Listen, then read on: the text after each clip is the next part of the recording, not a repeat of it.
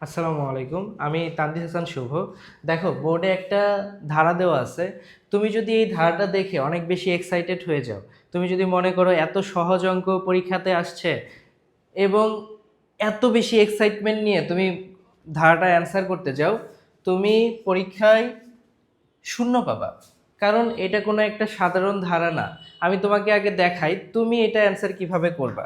তুমি এখানে সামের ভ্যালু 0 দিবা, ফর আই ইকুয়াল টু 2 দিবা, I smaller than equal to N দিবা, তারপরে হচ্ছে I equal two I plus 2 দিবা, দেন এখানে লিখবা সাম equal to some plus I. এবং তুমি এইটা এইটা অ্যান্সার করে পরীক্ষার হল থেকে অনেক ভালো একটা মুড নিয়ে বের হবা যে হচ্ছে তুমি সি প্রোগ্রামিংয়ে ফুল মার্কস পাবা। কিন্তু তুমি তখনই যখনই তুমি এইভাবে অ্যান্সার করবা তখনই তুমি এখান থেকে শূন্য পাবা। কারণ তুমি দেখো, তুমি এই ধারাটা দেখার পর এত বেশি এক্সাইটেড হয়ে গেছিলা যে এইখানে 4-এর পরে যে 6 হবে, তারপরে যে 8 হবে, এই জিনিসটা 6 জিনিসটা যে মিসিং, এটা তোমার মাথায় নাই, বা তুমি একবারের জন্য এটা নোটিসও করো নাই। এবং এইভাবে যখন তুমি এই ধারাটা করবা তখনই তোমার ভুলটা হয়ে যাবে। এই ধারাটা আসলে এইভাবে করা যায় না। আমি দুইভাবে শেখাবো। তুমি নর্মাল ওয়েতে কিভাবে করবা। নর্মাল ওয়েতে তুমি ধরো হচ্ছে ধারাটা শুরু করবা এখান থেকে 8 plus 10 plus 12 dot dot dot. দেখো এইখানে কি হচ্ছে, 8 থেকে শুরু হয়েছে, 2 করে বাড়তেছে। এটাই তো একটা স্বাভাবিক ধারা, তাই না? তাহলে তুমি এখানে সামের ভ্যালু 0-র পরিবর্তে দিবা হচ্ছে এই যে 2 আর 4, এটার যোগফল কত? এটার যোগফল হচ্ছে 6। এটা তুমি তুমি হচ্ছে ইনিশিয়াল ভ্যালু দিবা, সামের ইনিশিয়াল ভ্যালু দিবা হচ্ছে 6। তারপরে তুমি আয়ের মান, তুমি হচ্ছে ধারাটা শুরু হবে কত থেকে? 8 থেকে। তারপর কি করবা? বাকি সব সেম থাকবে। তাইলেই তোমার কি এই ম্যাথটা হয়ে যায়। দেখো কি হচ্ছে, আমি তোমাকে বুঝাই। ধরো তোমার এন এর মান চাইলেও তুমি এন এর মান দিলা হচ্ছে, সাপোজ তুমি এন এর মান দিলা হচ্ছে 10। তাহলে কিভাবে কাজ করবে দেখো, এইখানে আসবে, চেক করবে আয়ের ইনিশিয়াল ভ্যালু কত। আয়ের ইনিশিয়াল ভ্যালু হচ্ছে 8। চেক করবে 8 কি 10 এর চেয়ে ছোট? হ্যাঁ, অবশ্যই ছোট। ও এখানে আসবে, এখানে আইসা সামের ভ্যালু কি করবে? সামের ইনিশিয়াল ভ্যালু কত? 6। তার সাথে যোগ করবে কত? 8। এই এরপর এখান থেকে এখানে আসবে, এখানে এসে কি করবে? আয়ের ভ্যালু 2 বাড়াবে, 2 বাড়ালে কত হয়? 10 হয়। 8 কি 10-এর সমান বা ছোট? হ্যাঁ, সমান আছে এখনো। তারপরে কি করবে? 10 যোগ করবে, আবার এখানে এসে আয়ের ভ্যালু কত করবে? 12 করবে। 12 তো আর 10-এর সমান বা ছোট না। তাহলে এখান থেকে এখানে এসে ও প্রিন্ট করে দিবে হচ্ছে সাম ইকুয়াল টু 18 আর 6 হচ্ছে 24।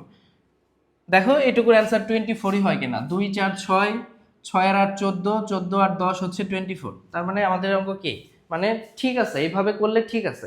কিন্তু পরীক্ষায় যদি উল্লেখ করে দেয় যে হচ্ছে একটা জিনিস উল্লেখ করে দিতে পারে, সেটা হচ্ছে কন্টিনিউ, কন্টিনিউ স্টেটমেন্ট ব্যবহার করে করো, তখন আর তুমি এইভাবে করতে পারবে না। তো চলো আমরা শিখি কিভাবে কন্টিনিউ স্টেটমেন্ট ব্যবহার করে এই ধারার যোগফল নির্ণয় করতে হবে।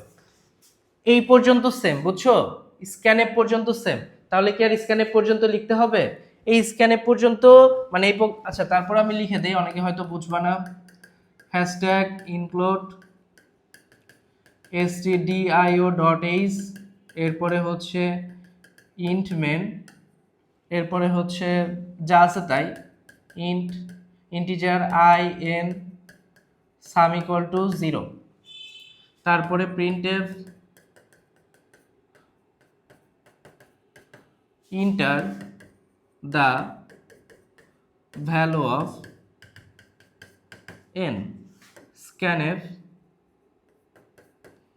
%d, ampersand n। তারপরে ফরের লুপটা চালাবো। লুপ চালাইলে কি হবে? এখান থেকেই শুরু করব আমরা। i ইকুয়াল টু 2 থেকেই শুরু করব, i smaller than equal to n থেকেই শুরু করব, n পর্যন্ত যাবে, i equal to i plus 2 দিব।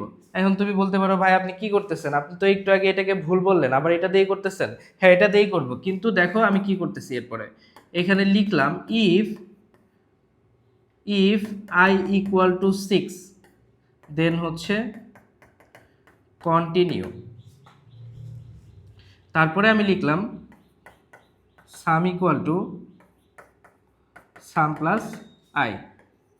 এরপরে আমি এখানে আগের মতোই প্রিন্টএফ দিয়ে শেষ করে দিব,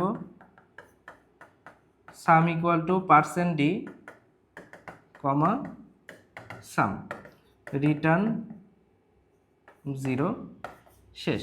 দেখো এটা কিভাবে কাজ করতেছে। তুমি যখন ধরো তুমি আয়ের মান তুমি এখানে এন এর মান সেম ভাবে তুমি হচ্ছে 10 দিছো, এন এর মান 10 দিছো, আমরা দেখবো যে এটা কত হয় 24 হয় কিনা।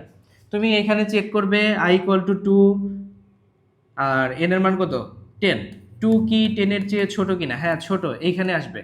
এইখানে আসার পরে চেক করবে আয়ের মান কি 6, না আয়ের মান তো 6 না, আয়ের মান তো 2, তাহলে কি করবে এটার কাজ করবে না, এইখানে এসে যোগ করবে সামের ইনিশিয়াল ভ্যালু কত, সামের ইনিশিয়াল ভ্যালু 0, 0 এর সাথে যোগ করবে হচ্ছে 2, আবার এখানে আসবে, এখানে এসে আয়ের মান কত হবে, এখানে এসে আয়ের মান হবে হচ্ছে 4, চেক করবে 4 কি 10 এর চেয়ে ছোট, হ্যাঁ ছোট, তাহলে কিন্তু আয়ের মান তো আর 6 না, আয়ের মান তো 4, এখানে এসে 4 যোগ করবে, আবার এখানে যাবে আয়ের মান 2 বাড়বে, কত হবে এখন আয়ের মান হচ্ছে 6, 6 কি 10 এর চেয়ে ছোট, হ্যাঁ ছোট, ঠিক আছে, এইখানে আসবে, এইখানে আসার পরে কি করবে আয়ের মান কি 6 কিনা, হ্যাঁ 6 তো, তাহলে ও আর এখানে মানে কন্টিনিউ করবে, কন্টিনিউ মানে হচ্ছে ও আর নিচের লাইন যেগুলো আছে সেগুলো আর এক্সিকিউট করবে না, ও কন্টিনিউ এখান থেকে জাম্প করে কোথায় যাবে, এইখান থেকে জাম্প করে আবার হচ্ছে কাউন্টার আপডেট করবে, কাউন্টার আপডেট করবে মানে কি, মানে আবার আয়ের মান 2 বাড়াবে, 2 বারে এখন কত হলো 8 হলো, চেক করবে 8 কি 10 এর চেয়ে ছোট, হ্যাঁ ছোট, এখানে আসবে চেক করবে এখন কি আয়ের মান 6 কিনা, না 6 না তো 8, তাহলে এখানে আসবে, এখানে এসে কি করবে 8 যোগ করবে,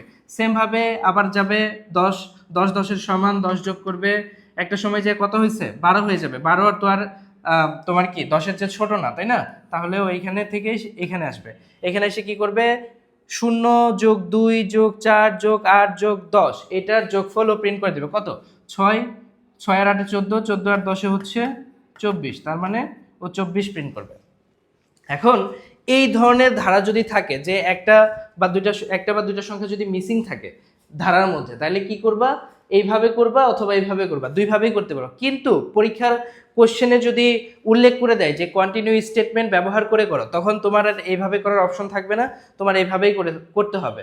তো আজকের ক্লাসটা কন্টিনিউ স্টেটমেন্টের উপর ছিল, আশা করি এরকম কোনো ধারা থাকলে এখন তোমরা সবাইকে সেটা সলভ করতে পারবা। সবাই ভালো থাকো, সুস্থ থাকো, আল্লাহ হাফেজ।